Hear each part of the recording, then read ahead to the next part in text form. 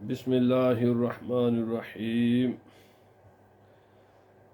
کلام اقبال کتاب صبور عجم، اور عنوان غزل ہے از مشت غبار ما صد سالہ بر انگیزی۔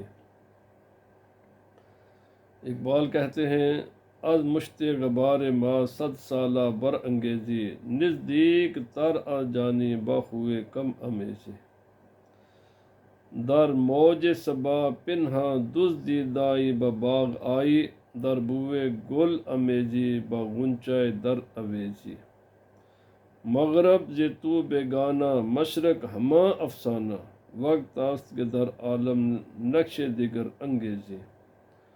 آن کس کے بسر دارد سودائے جہانگیری، تسکین جنونش کن بنشتر چنگیزی۔ من بندہ بے قدم شاید کے گریزم باز، این ترا پیچاں را در گردنم امیزی۔ جز نالا نمی دانم گویند غزل خوانم، این چیز کہ چو شبنم بر سینہ من ریزی۔ علامہ اقبال علیہ الرحمہ آپ فرماتے ہیں مشت کا معنی ہوتا ہے مٹھی، غبار ڈسٹ خاک، اور نالا کا معنی ہوتا ہے رونا، چیخنا، چلانا۔ باخوئے، خوئے کا معنی ہوتا ہے عادت، طور طریقے۔ امیزش کا معنی ہوتا ہے ملنا، ملانا۔ در موج صبا، صبح کی موج۔ پنہا کا معنی ہوتا ہے پوشیدہ۔ دزدیدہ، چوری سے، چوری چھپکے سے۔ در بوئے گل امیزی بغنچۂ در اویزی۔ گل کا معنی پھول اور غنچہ کا معنی ہوتا ہے کلی۔ بے گانا جس کے ساتھ کوئی تعلق نہ ہو، ڈسکنیکٹڈ، اور افسانہ وہ باتیں ہیں کہ جس میں سچائی نہ ہو۔ سودائے جہانگیری، سودا کا معنی ہوتا ہے خیال، اور تسکین کا معنی ہوتا ہے سکون۔ جنونش کا معنی ہے جنون، پاگل پن۔ اینڈ ترہ پیچاں را در گردنم اویزی، ترہ کا معنی ہوتا ہے دستار، اور جو زلفیں ہوتی ہیں سر کے اوپر۔ جز نالا، جز کا معنی ہوتا ہے سوائے۔ نمی دانم کہتے ہیں میں نہیں جانتا۔ گویند، غزل خانم، کہتے ہیں کہ میں غزل کہتا ہوں۔ این چیز کہ چو شبنم بر سینہ من ریزی، یہ کیا ہے جو شبنم کی طرح تو میرے سینے پر اتارتا ہے۔ علامہ اقبال علیہ الرحمہ نے اللہ رب العزت کے بارگاہ میں دعا بھی کی ہے، اور جو حالات ہیں اس کو بھی بڑی خوبصورتی کے ساتھ بیان فرمایا ہے، اور عقائد اسلامیہ کو بھی بیان کیا ہے، اور بہت خوبصورت انداز میں اپنی شاعری کا جو مقصد ہے وہ بھی بیان کیا ہے۔ آپ فرماتے ہیں از مشت غبار ما صد نالا بر انگیزی۔ انسان کیا ہے؟ ایک مٹی ہے، اور اس مٹی سے انسان کو اللہ رب العزت نے اس کے اندر کیا رکھ دیا، اس کے اندر دل جیسی خوبصورت چیز رکھی ہے، دماغ جیسی سوچنے سمجھنے والی چیز رکھی ہے۔ از مشت غبار ما صد نالا بر انگیزی، اور پھر اس میں تڑپ عطا کی ہے، جستجو کی تڑپ عطا کی ہے، دعا کی لذت اس کے دل میں رکھی ہے، رونے کی تڑپ اور رونے کی صلاحیتیں اس میں رکھی ہیں۔ فرمایا از مشت غبار ما صد سالہ بر انگیزی، یا اللہ ہزاروں ہزاروں، کوئی عربی میں، کوئی اردو میں، کوئی پنجابی میں، کوئی کسی زبان میں، کوئی کسی زبان میں، تجھی سے سارے مانگتے ہیں۔ یہ جو دل میں محبت رکھی ہے، انسان میں سوچنے سمجھنے کی صلاحیتیں رکھی ہیں، اس انسان کو جذبات عطا کیے ہیں، مٹی سے یہ کیا تو نے بنا دیا ہے جس سے ہزاروں قسم کی آوازیں باہر آتی ہیں۔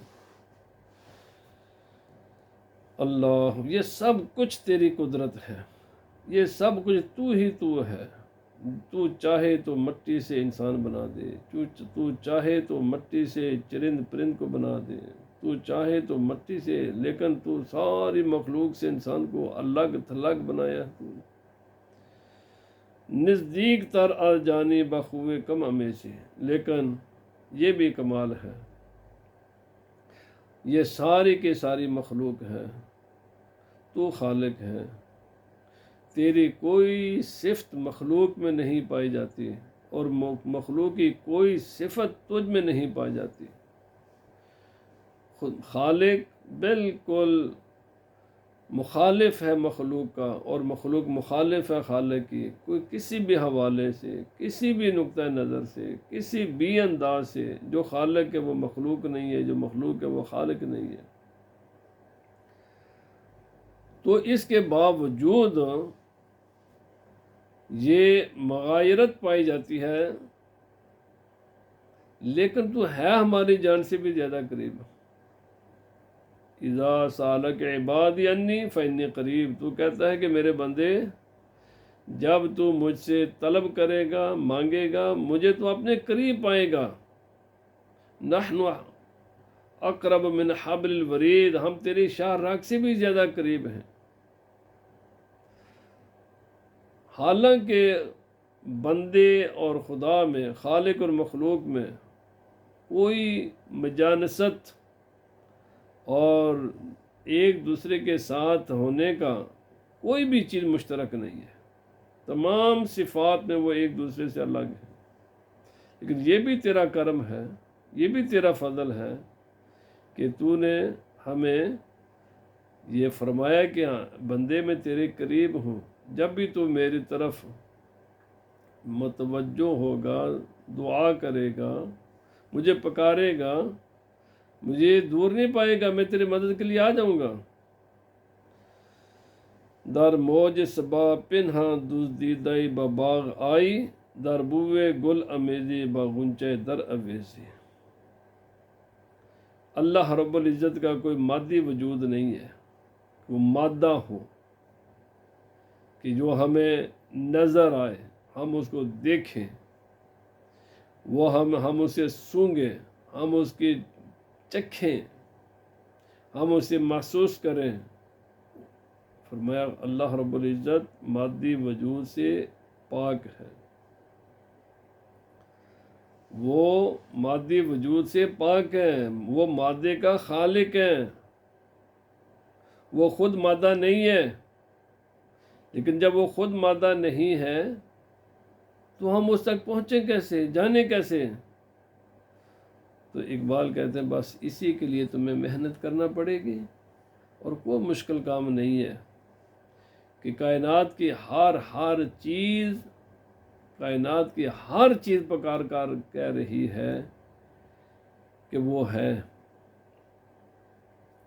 یہ مجھے بتاؤ کہ یہ پھولوں میں یہ حسن و جمال کہاں سے آتا ہے؟ اگر وہ نہیں ہے تو یہ رنگ برنگے پھول کون بناتا ہے؟ ان رنگ برنگے پھولوں میں یہ خوشبو کون ڈالتا ہے؟ یہ ہرے برے ہزاروں قسم کے درختوں پر یہ پتے کون اگاتا ہے؟ یہ کائنات میں، کائنات کی یہ ہر چیز یہ کہاں سے آئی ہے؟ کون عدم سے انہیں وجود بخشتا ہے؟ اگر تم کسی بھی چیز کی نسبت کرو گے تو اگر مٹی کی طرف نسبت کرو گے تو ایک ہی مٹی ہوتی ہے، پانی کی طرف نسبت کرو گے تو وہی پانی ہوتا ہے، سورج کی طرف نسبت کرو گے تو وہی سورج ہے، مگر ایک ہی مٹی سے ایک پھول اس کا رنگ بھی جدا ہوتا ہے، اس کا ٹیسٹ بھی جدا ہوتا ہے، اس کا ذائقہ بھی الگ ہے، اس کی خوشبو بھی الگ ہے، اس کی ہر چیز دوسرے سے مختلف ہے۔ ایک ہی زمین، ایک ہی پانی دیا گیا، ایک ہی سورج کی لائٹ لینے والا، اس کی جو پھل اس پر لگتے ہیں، ہر پھل کا ذائقہ دوسرے سے مختلف ہے، ہر ایک کے پتے دوسرے سے مختلف ہیں۔ یہی حال ہر چیز کا ہے۔ اقبال کہتا ہے پھر بتاؤ کہ یہ کائنات کا یہ حسن اور ہر چیز لاجواب ہے، حسین ہے، یہ حسین کائنات کو یہ وجود کس نے بخشا ہے؟ بس یہی وہ چیز ہیں، یہی وہ سوالات ہیں کہ ان کا جوابات تلاش کرتے جاؤ، ان میں غور و فکر کرتے جاؤ تو تم اپنے خالق مالک تک پہنچ جاؤ گے۔ فرمائے در موج صبا پنہاں دزدیدائی بباغ آئی، در بوئے گل امیزی باغونچہ در اویزی۔ تیری معرفت ہمیں پھولوں کے ذریعے ہوتی ہے، یہ صبح کی ہوا تیرا پتہ بتاتی ہے، یہ باغ کے پھل پھول اور پتے اور ہریالی اور یہ درخت اور کائنات کی ہر چیز تیرا پتہ دے رہی ہے۔ یہ خوشبوئیں، یہ کلیاں، یہ پھول، یہ پھل، یہ کائنات کی ہر چیز تیرا بتاتی ہے۔ مغرب سے تو بیگانہ، مشرق ہما افسانہ، وقت است کے در عالم نقش دیگر انگیزی۔ اقبال کہتا ہے افسوس مغرب مادہ پرستی میں اس قدر کھو گیا کہ وہ اپنے خالق مالک کو بھول گیا۔ مادے کی تحقیق میں تو اس نے کمال حاصل کیا، لیکن خالق کے مادہ کو وہ بالکل بھول گیا اور الحاد کا شکار ہو گیا۔ خدا کو مکمل اپنی زندگی سے اس نے نکال دیا۔ اور اب تھا مشرق والے،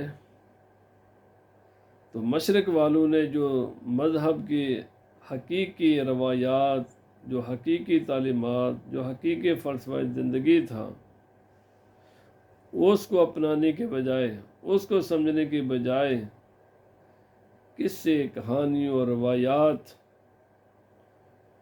کا سہارا لینا شروع کر دیا۔ حالانکہ حقائق سے کتابیں بھری پڑی ہیں، قرآن حکیم موجود ہے، احادیث رسول موجود ہیں، فقہ کی کتابیں موجود ہیں، فلسفے کی کتابیں موجود ہیں، ہزاروں قسم کی چیزیں موجود ہیں، لیکن ان تمام کاموں کے لیے چونکہ محنت کرنا پڑتی ہے، تو محنت کا راستہ چھوڑ کر ہم نے قصے کہانیوں پر گزارا کرنا شروع کر دیا۔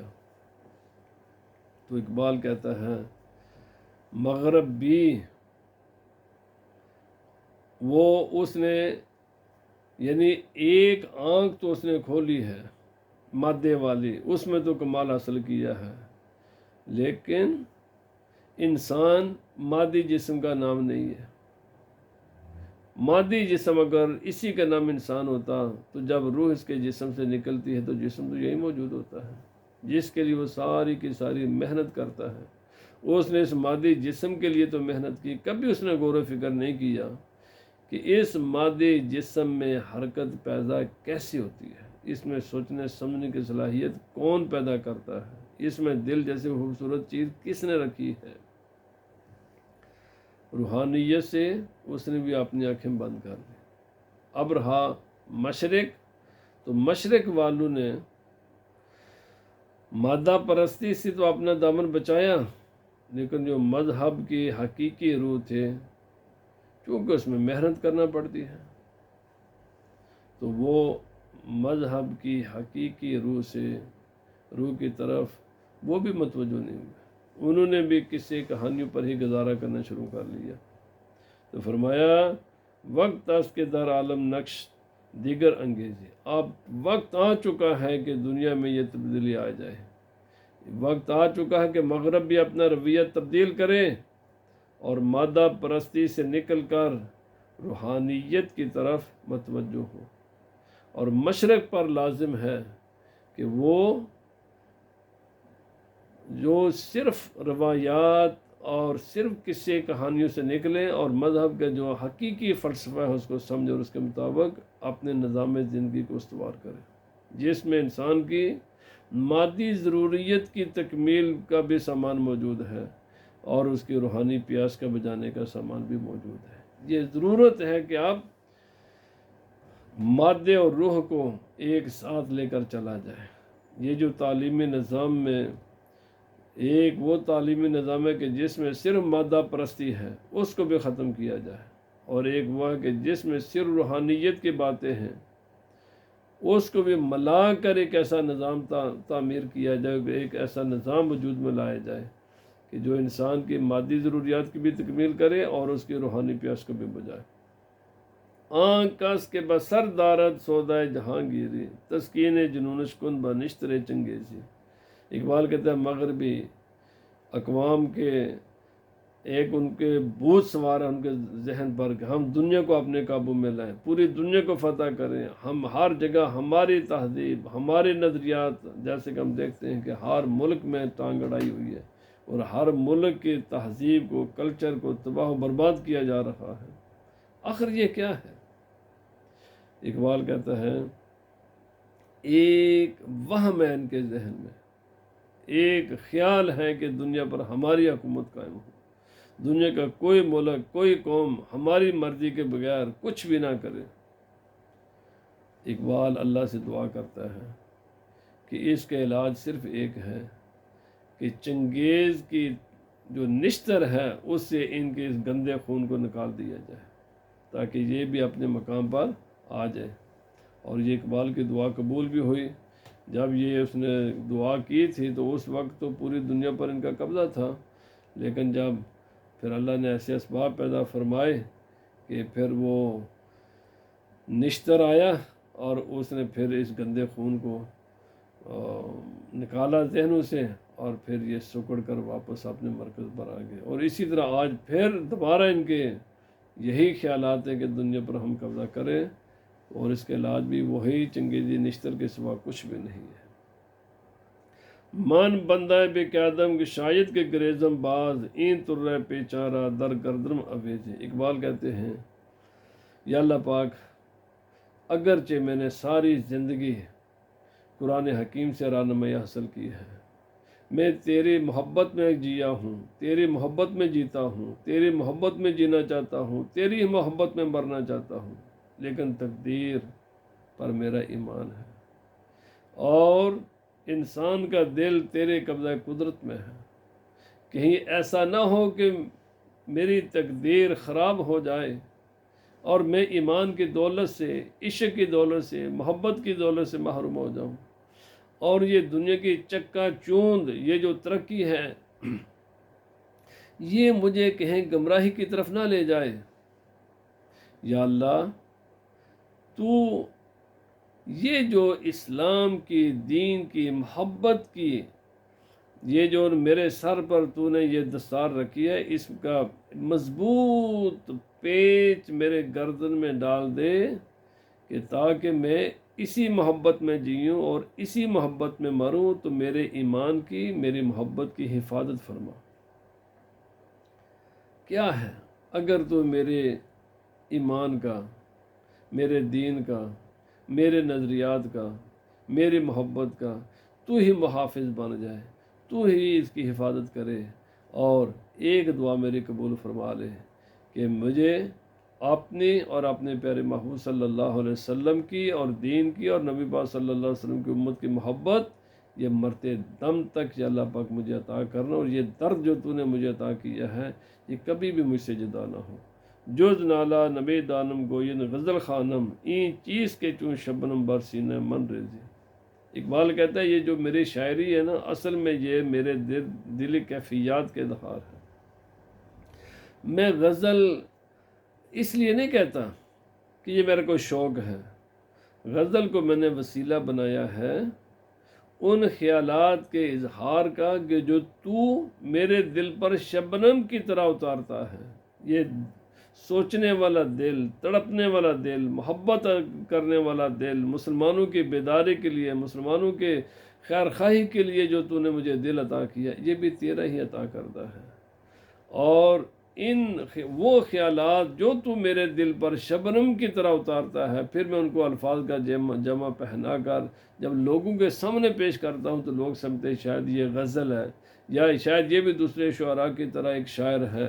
اقبال کہتا ہے میں دوسرے شعراء کی طرح نہیں ہوں، میں نے تو اس کا وسیلہ بنایا ہے ان خیالات کے اظہار کا کہ جو میرا رب میرے دل پر اتارتا ہے۔ معنی یہ ہے کہ اللہ نے اپنی محبت، اپنے محبوب کی محبت، قرآن کی محبت، دین کی محبت، رسول اللہ صلی اللہ علیہ وسلم کی امت کی محبت، اس میں میرا کمال نہیں ہے، یہ سب کچھ اللہ ہی کی مہربانی ہے کہ جس نے میرے دل میں یہ چیزیں رکھی ہیں، اور بس میں تو اس محبت جو میرے دل میں ایک محبت کا ایک جہان، ایک سمندر بحر بے کراں ہے، اس کا اظہار اشعار کی صورت میں کرتا ہوں تاکہ رسول اللہ صلی اللہ علیہ وسلم کی امت کی میں کچھ خدمت کر سکوں، اور یہ امت اپنے حقیقت، اپنے اصلی مقام کی طرف واپس آ جائے، اور اغیار کی غلامی کو چھوڑ کر رسول اللہ صلی اللہ علیہ وسلم کی صحیح اور سچی غلامی اختیار کریں، اور غفلت کے پردے اور سستی کو چھوڑ کر عملی جد و جہد، اور جس کے لیے انہیں علم کا راستہ اور محبت کا راستہ اپنانا ہوگا، اس کی طرف آ جائیں۔ اللہ پاک ہمیں کلام اقبال کو سمجھنے کی اور اس کے مطابق اپنے زندگی کو استوار کرنے کی توفیق عطا فرمائے۔